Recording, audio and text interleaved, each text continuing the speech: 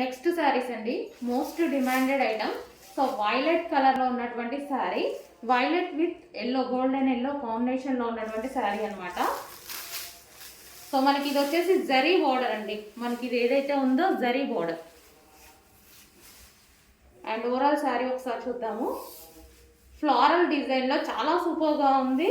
And fabric వచ్చేసి smooth ఉంటుందండి fabric కూడా. సో ఇది వచ్చేసి మనకి పళ్ళు పార్ట్, వైలెట్ విత్ ఎల్లో కాంబినేషన్లో ఉంది. ఇది వచ్చేసి మనకి బ్లౌజ్ పార్ట్.